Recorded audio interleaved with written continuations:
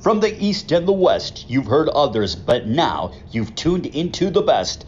This is a Prime Wave Media production.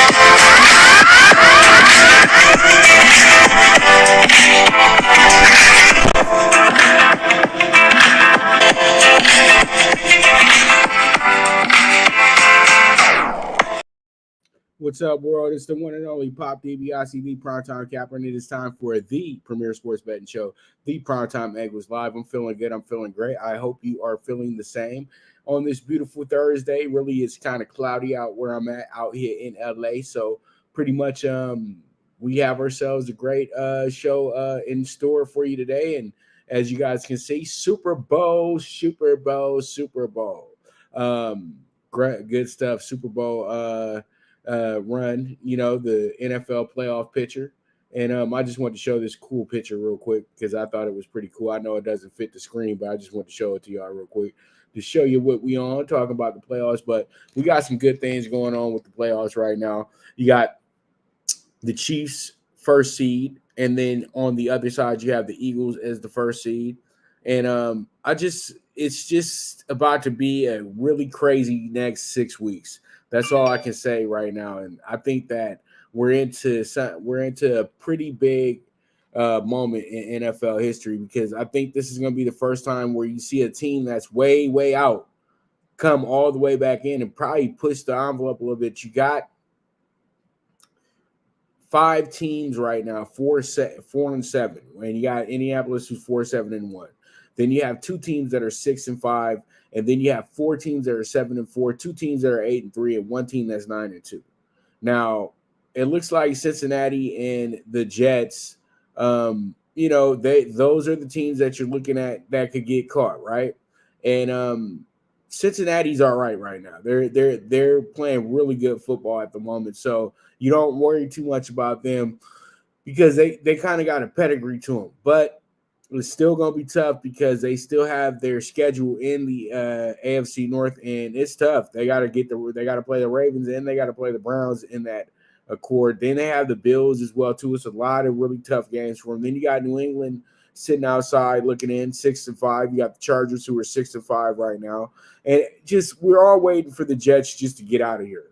You know what I mean? The Jets were able to luck up and get the Bears this weekend, so they keep staying alive. You know what I mean? So, you look at the NFC. NFC is a little bit more formful. You have a Tampa Bay team with a losing record, but that's okay.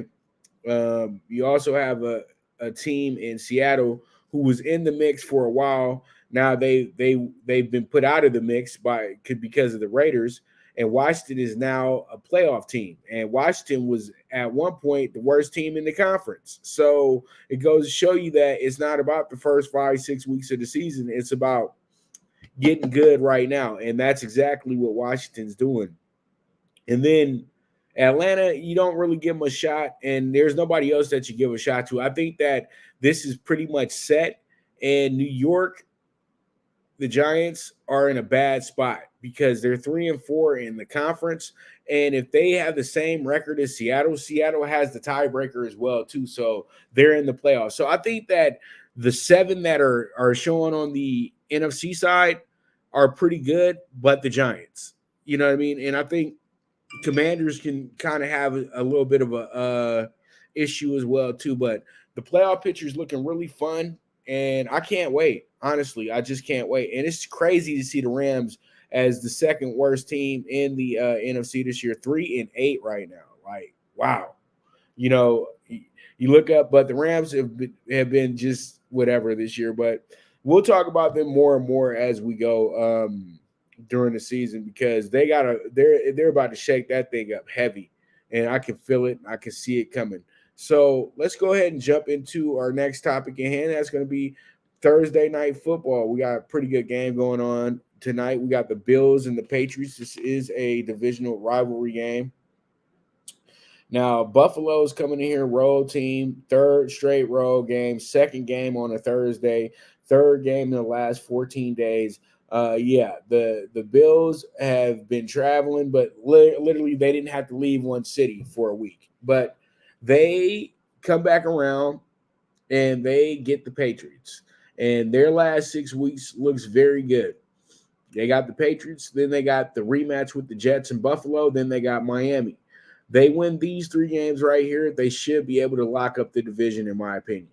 Then you have Chicago and Cincinnati back-to-back on the road.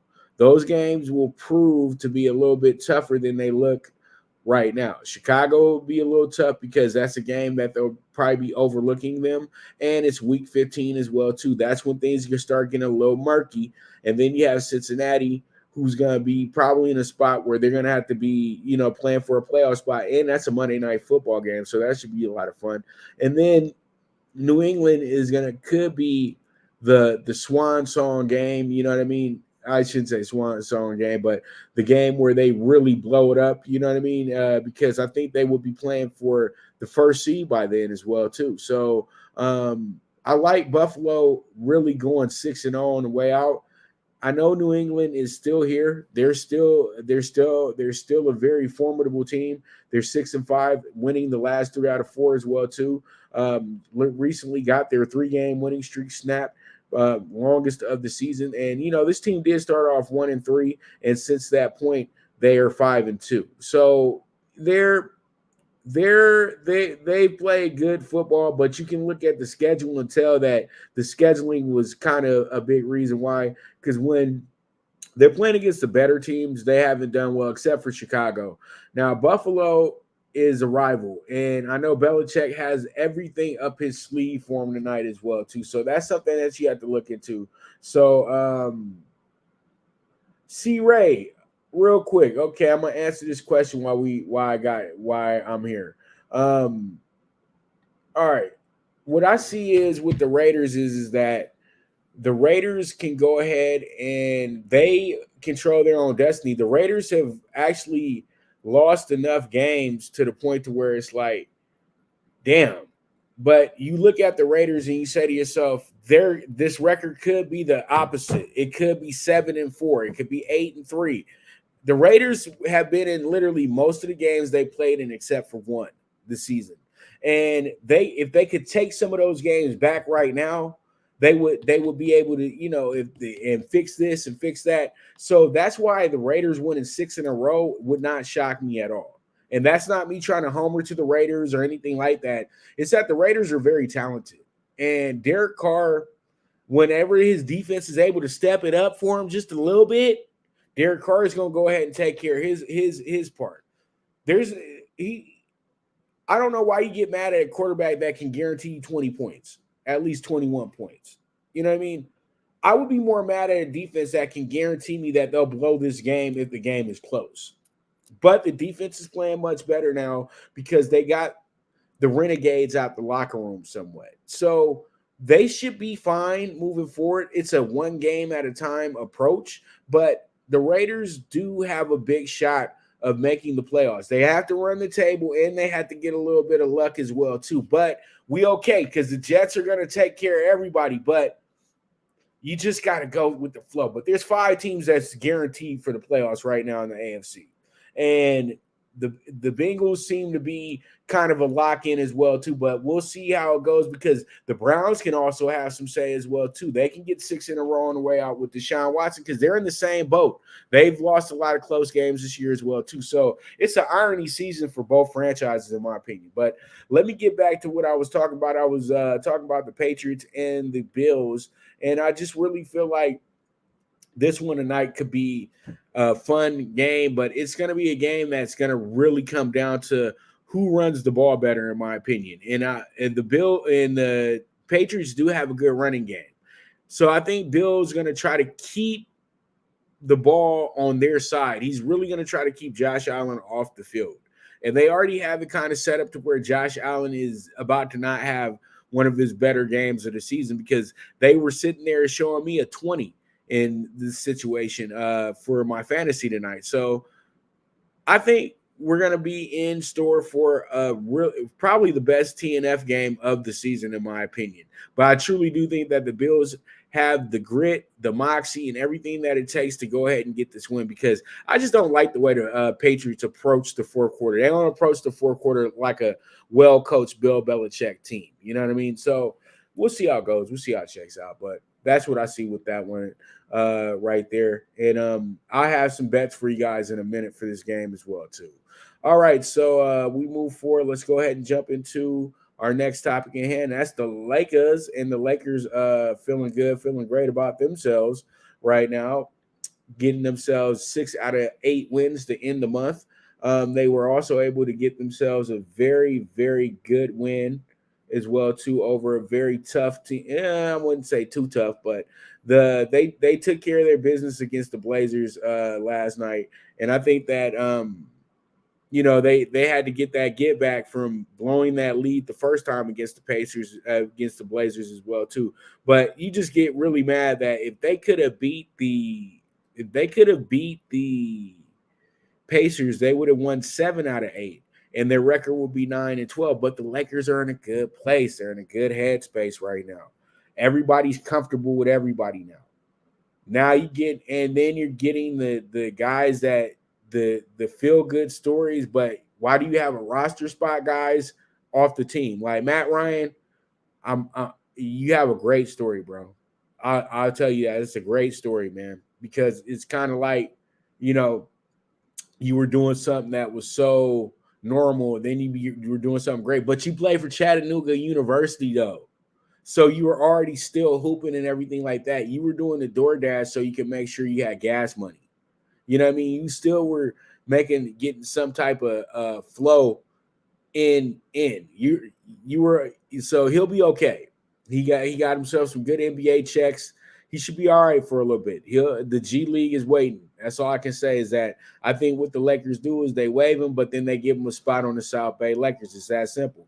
And I would say this, you don't even have to look for a free agent. You have Bryce Hamilton sitting right down there in the G League, and he's the actual perfect player for everything that you need right now. You need a shooter, he got it. You need an athlete, he got it.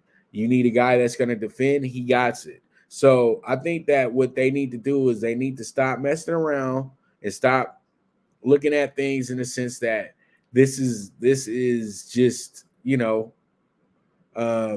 this is just us going through the flow and everything like that. And everybody's so worried about December 15th trades. You know what I mean? Like, you got Shams and Woes that, like, when they move these guys, dude, it does not matter. It doesn't matter at all.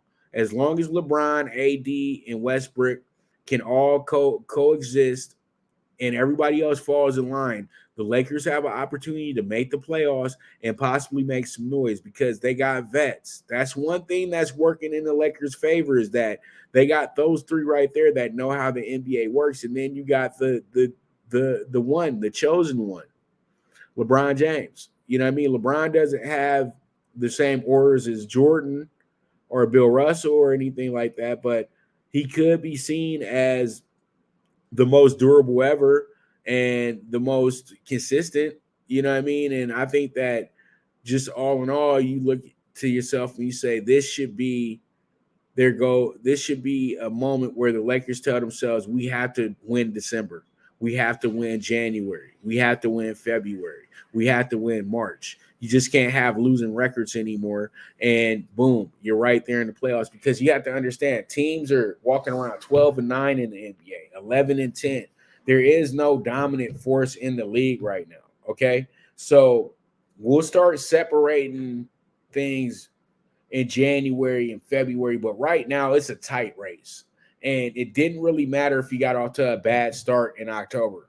It's really about, are you going to be still here in January? Are you still going to be feasible? Because there's teams right now that were doing so good to start the season. They were even hyping them to be possible playoff contenders. And they're below 500. You can't put the cart before the horse. It's just that simple. So the Lakers have another game tomorrow night.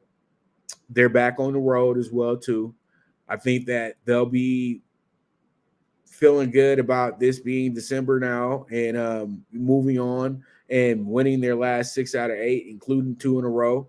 So, no, I'm sorry, not 2 in a row, but winning their last 3 and especially winning 3 out of 4. You know what I mean? So it was because it was difficult, watching them lose to the Pacers, but that puts you in a better mind space that this team is playing better basketball.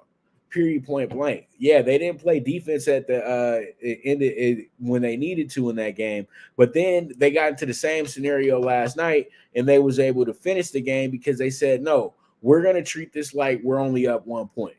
So the intensity got better. So they're getting it now. I don't give the coach props about anything. I'm only giving the team props because they have to hold themselves accountable. The coach is literally just there. I know a lot of people are going to try to give him the credit, but these guys are they're literally out there coaching themselves. I think the best thing that happened to this team was Westbrook sacrificing his starting spot. And it doesn't really matter if he starts, and that's what it shows now, but I still would prefer him to start because now I think that we have a good flow going.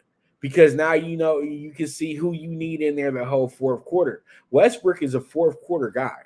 You know what I mean? He's had some of his biggest moments to close games as well, too. So there's a lot of good things going on with the Lake Show. So we'll see how it goes, man. Hopefully everything, gets even better here in December and we can move forward and things are in a good place for the Lakers. I would say this, we take it one game at a time.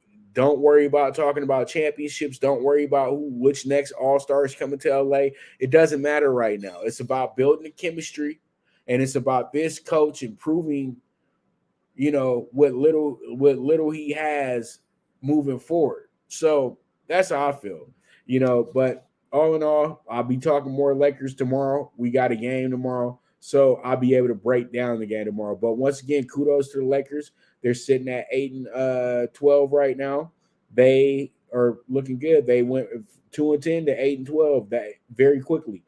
You like to see that. So let's see how it goes. Let's see how it shakes out. And let's go ahead and jump into our next topic in hand, and that's going to be the Pac-12.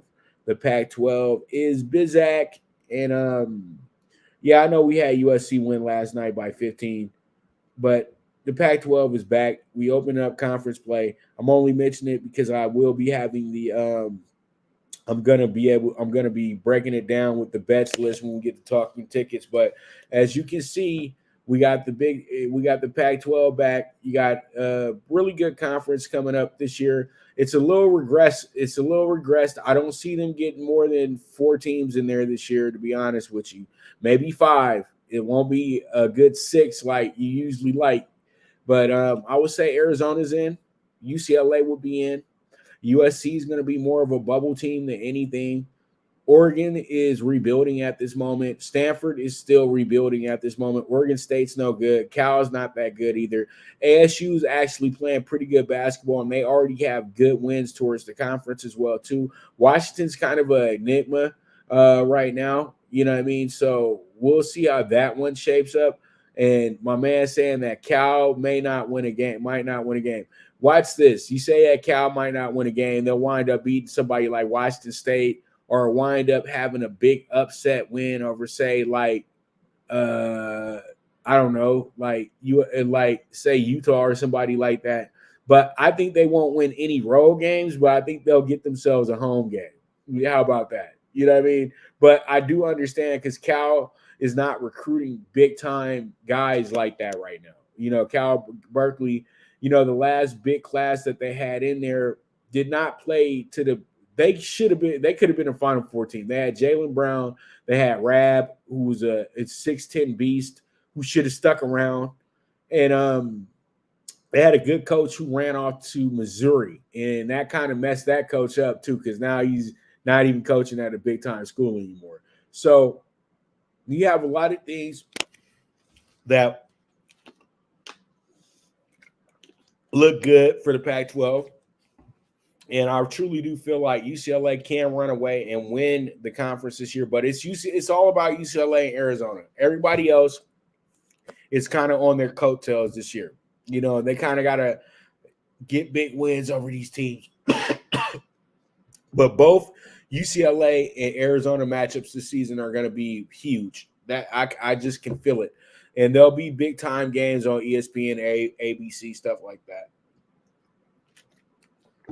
So I look forward to that because, you know, Arizona and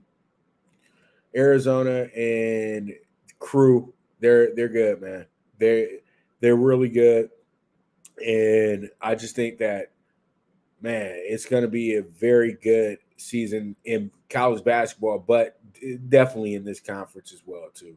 So with that, we're going to go ahead and take our first commercial break. And when I get back, we'll go ahead and we'll jump into some title games. So you guys stay tuned. This is the premier sports betting show, the PrimeTime Angles, live with the one and only Pop DiBiase, the PrimeTime Capper. Good News Only Racing Club, led by the legendary Doug O'Neill, the trainer of 2 Kentucky Derby winners and I'll Have Another and Nyquist. Also trained 2-time Breeders' Cup champ Golden Sense, who are just a part of a long list of thoroughbred champions trained by Doug O'Neill. The Good News Only Racing Club has a young core of horses to look out for in Dennis's Celery, Irish Heatwave, and Notre Dame, just to name a few. Win the day every day with the Good News Only Racing Club, a proud sponsor of the NFL Bet Exchange. From the East and the West, you've heard others, but now you've tuned into the best. This is a Prime Wave Media production.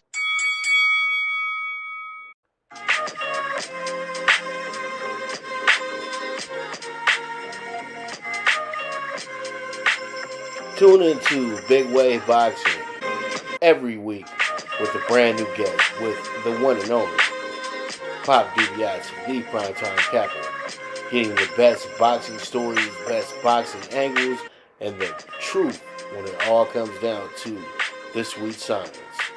Tune in to Big Wave Boxing on the Prime Wave Media channel on YouTube.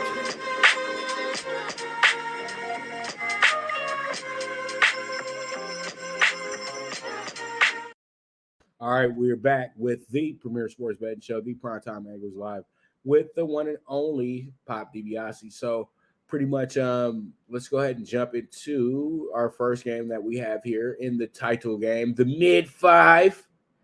Yeah, man, that's what I'm calling it, the mid-5 championship game previews. So first we got the AAC title game. It's going to be in New Orleans, and it's going to be not at the Superdome. Is going to be at Logum Stadium. So, yeah, you know, AAC, this is why everybody's leaving. You know, this is why Cincinnati's leaving. This is why who is leaving. I think Houston's leaving.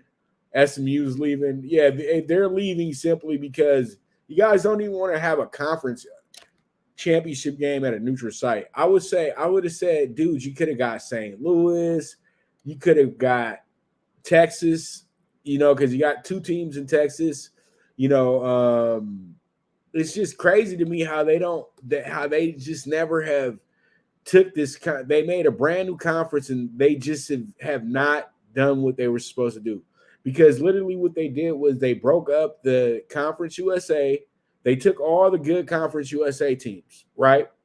And then they made the AAC. You know what I mean? And pretty much the Big East teams that didn't get called to the ACC right away, like Louisville, they went to this. They came to this conference. So, you know, it was a conference of putting together the teams that got thrown out and the teams that were too good to still be in Conference USA. And this was supposed to be not a mid-conference, but more of a power conference. You know what I mean? Because the teams that you had there. But I think with them now having an expansion and them having teams leaving, this conference actually regressed a little bit. And I like Conference USA, but the teams that are coming they're not box office, man. It just kind of put the conference in a bad place. But I think that they need to figure out where they can play this conference championship at, because they could do the same exact thing that they do with Conference U, where they can do the same exact thing that they do with their basketball. They can use the same city, same state, whatever, but it needs to be on a neutral ground, in my opinion, because the game really favors the home team here. It's like it's not even an AAC championship game; it's just a game. You know what I mean? And Tulane comes in here 10-2. You have UCF 9-3, UCF number 22. And then you have a number 18 Tulane team. Tulane's probably having their best season since their undefeated year that they had when Sean King, my good friend, was the quarterback. So, you got a really good situation here for them. And I'm looking at my notes, and you have a Tulane team that's 10-2 against the spread, 6-6 when it comes to over and unders, meaning that they split. And then they're 8-2 against the spread as a favorite. UCF comes into this game 7-5 against the spread. They went under in 7 out of their 12 games this year, and then they are actually 1-0 against the spread as the underdog. So that's something that you look at and say UCF is really looking like they could possibly pull off a great upset, because this team's been there, done that. And Tulane is a team that kind of played outer body, but this was on the way because they played really good back in 2020, and then they regressed in 2021.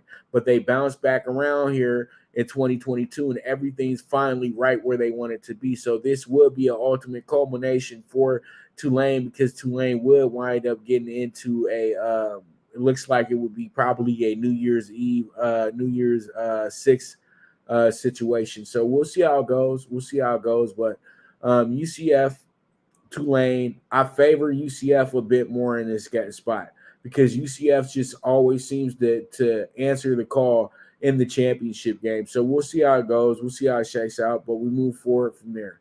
All right, let's go ahead and jump into our next game, which is going to be the Conference USA Championship, what I just talked about. This game is going to be in San Antonio at the Alamo Dome.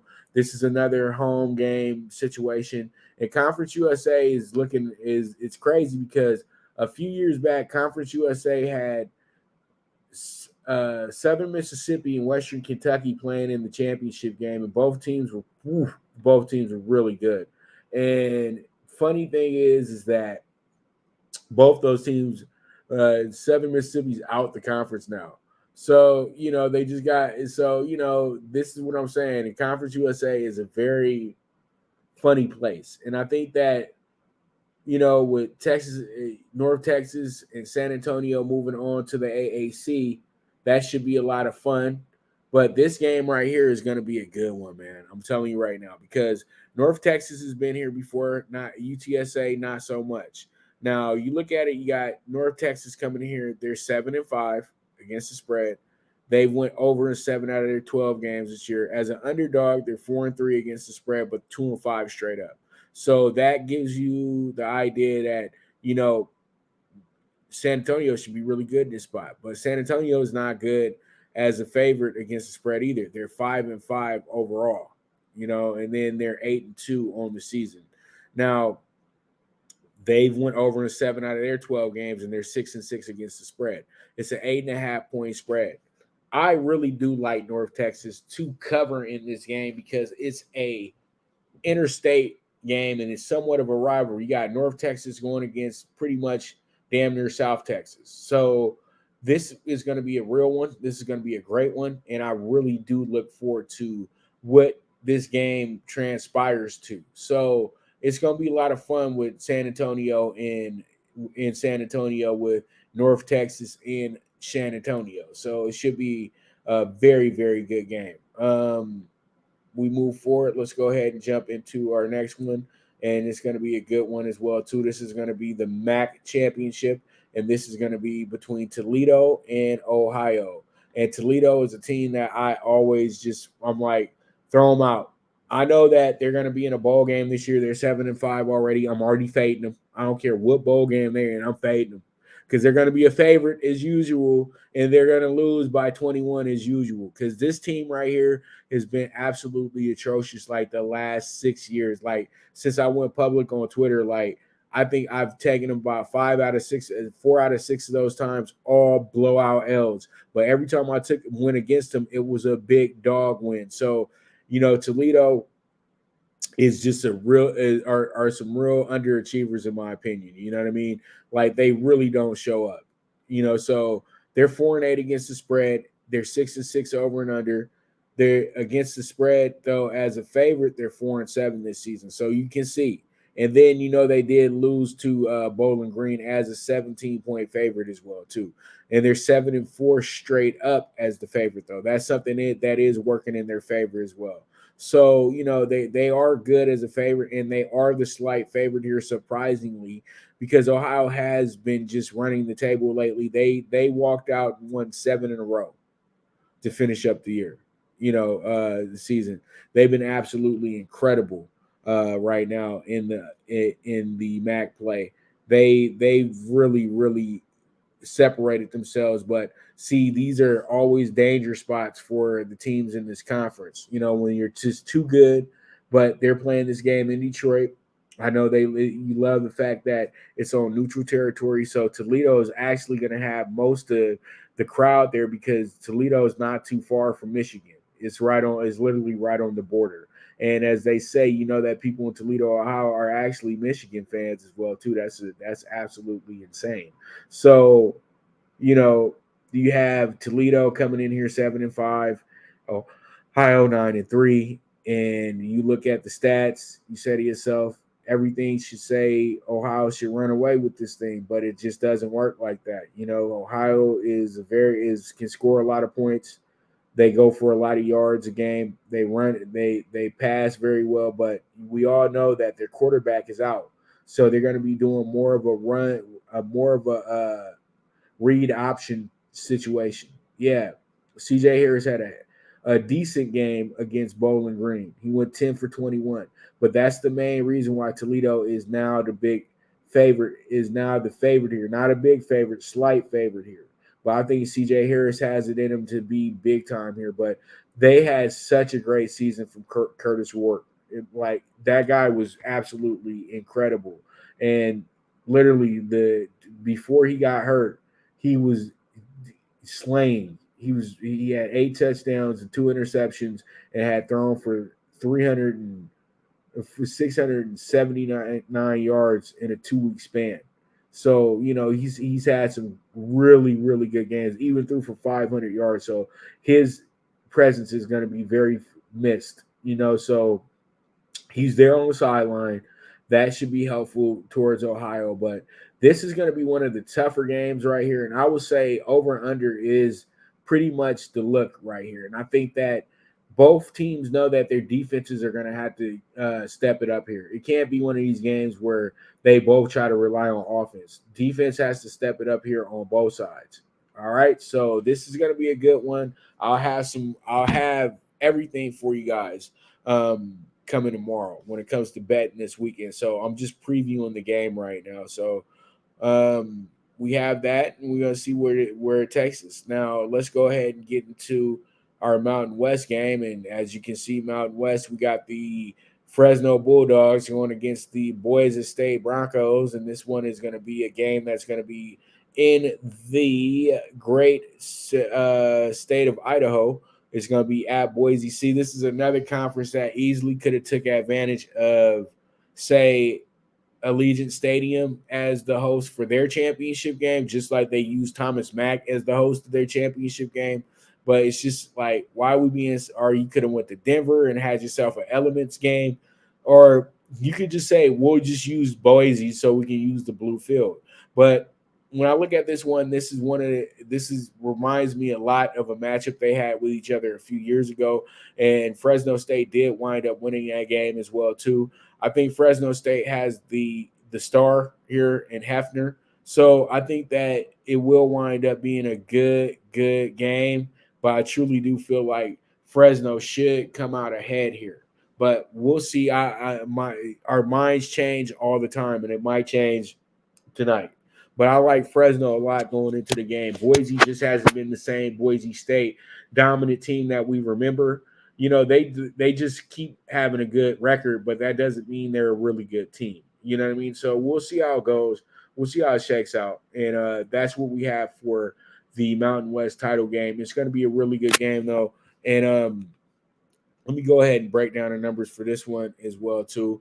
You have Fresno State 5-7 against the spread.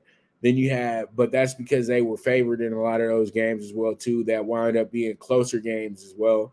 Then you have they went over in 7 out of their 12 games this year. And then they are 1-2 against the spread as an underdog and as straight up. Boise State 6-5-1 against the spread, 6-6 split record when it comes to over and unders. They're 8-2 straight up as a favorite, and then they're 5-4-1 against the spread as the favorite. So that's what you have there with this Boise team. So we'll see how that one shapes up and shakes out. All right, we move on to our final game, which is going to be the Sun Belt Championship. This is going to be Coastal Carolina versus Troy. You got Troy sitting here at 10-2. You got Coastal Carolina at 9-2.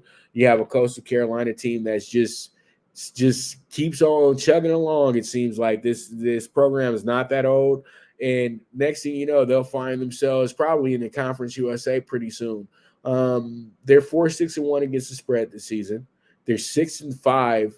They went over in 6 of their 11 games this year. And then as a underdog, they're 2-1 against the spread. And same record as for the straight up as well, too. Troy's having one of their better seasons right now, and they're 9-3 against the spread. They also have went under in 7 out of their 12 games. And then as the favorite against the spread, they're 4-3. And then straight up, they are 7-0. So you like how Troy's coming in here. Troy is the home team. Once again, a disadvantage to the road team, but that's more motivation for the road team as well, too. So that with this one, I look at this and I tell myself I don't like to get on the front runner, but I think Troy winds up having a big day. I'll just be honest with you. I just think that they have a big day. And I think that Coastal Carolina is a really good team, and they do loom the danger there. So it's going to be tough to really pick a side, but it won't be hard to get on that scoreboard. I think that 48 is calling us, to be honest with you. And I'm looking at Troy right now on how they finished the season. Troy is incredible. They started off the season 1-2 and wound up peeling off 9 in a row after that. So they haven't had a close game in a while. The last close game they had was against Army. They whooped up on Monroe, and they whooped up on Arkansas State. And they did not play Coastal this year. So, and they didn't play Appalachian State either. So, they do have that, like, hey, you didn't play anybody. But they did beat Marshall, and they did beat Southern Miss, 2 teams that were seen as teams that were supposed to take over the conference this year. So we'll see how it goes. We'll see how it shakes out. And this should be another really good game. And y'all got to stop sleeping on the Sun Belt. Sun Belt's one of the better conferences in the nation as well, too. They got a lot of really good players in it. And I think that they always give us some good betting as well, too, because, once again, this conference is very, very unpredictable. That's what you like the most about it. So we'll see how it goes. We'll see how it shakes out. But we got some more show for you. We got Talkin Tickets coming up next, and then we wrapping this thing up. So you guys stay tuned. This is the premier sports betting show, the PrimeTime Angles. Now you and your friends can compete in the sport of kings and win big with Stable Duel. Get the app, pick your horses, and get in on the thrill of horse racing with daily games competing against other players. Bring home the glory and the cash, and move up the annual leaderboard while you leave your competition in the dust. Get in the game with Stable Duel. Play, race, win.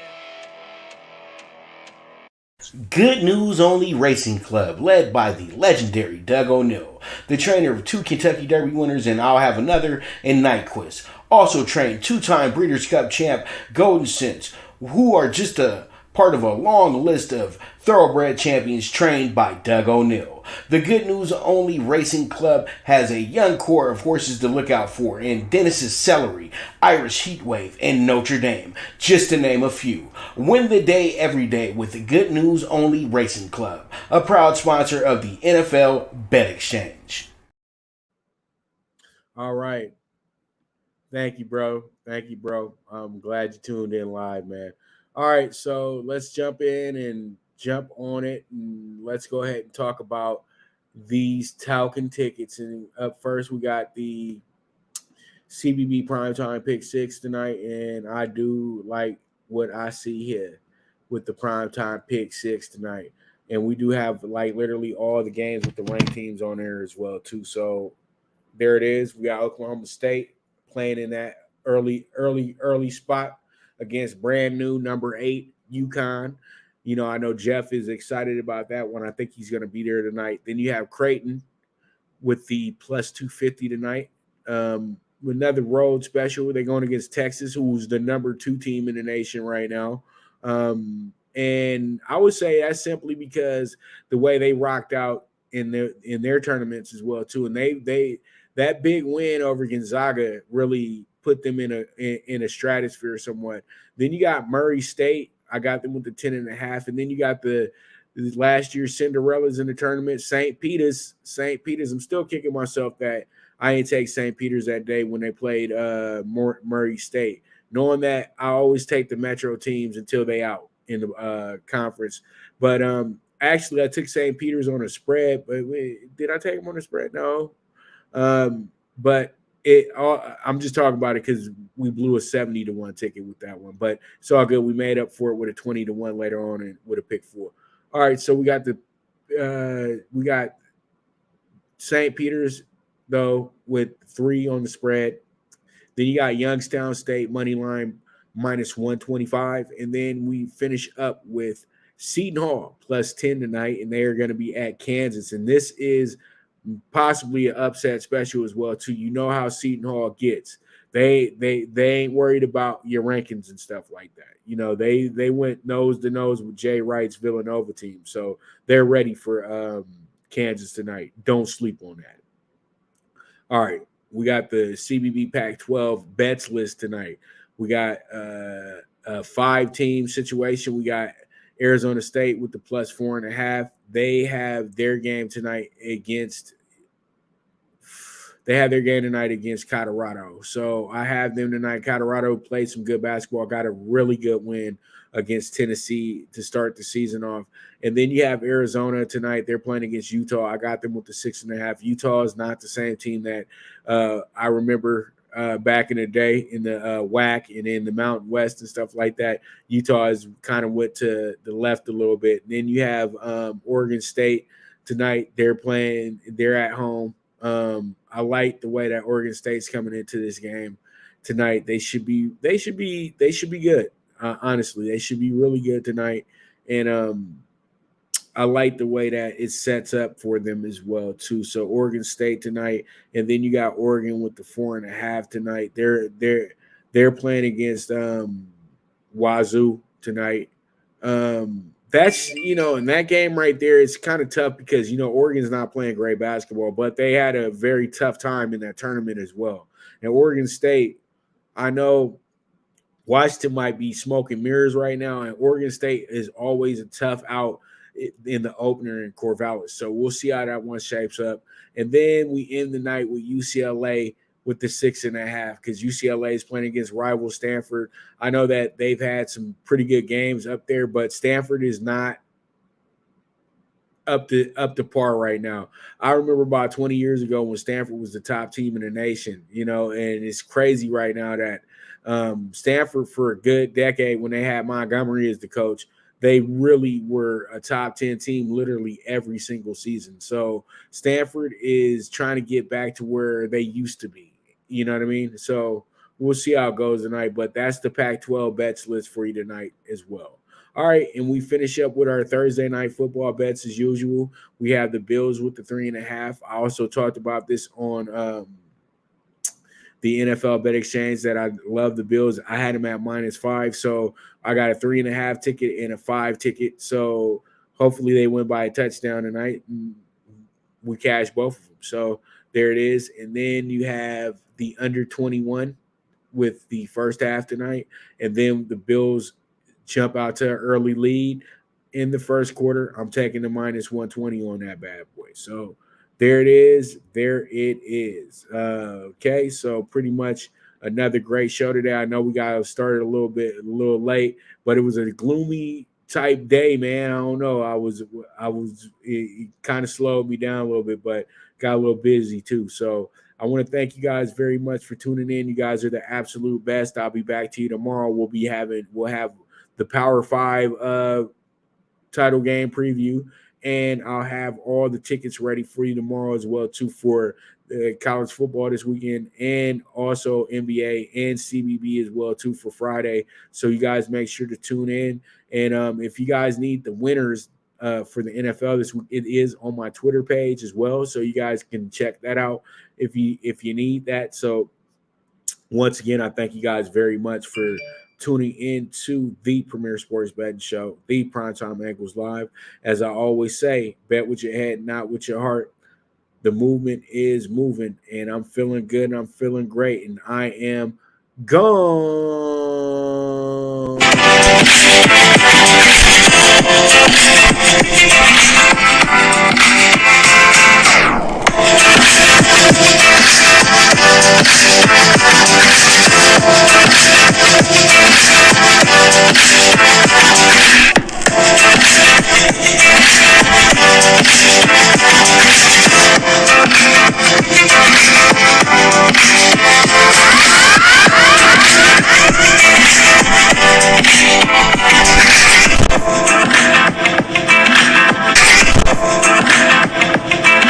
From the East and the West, you've heard others, but now you've tuned into the best. This is a Prime Wave Media production.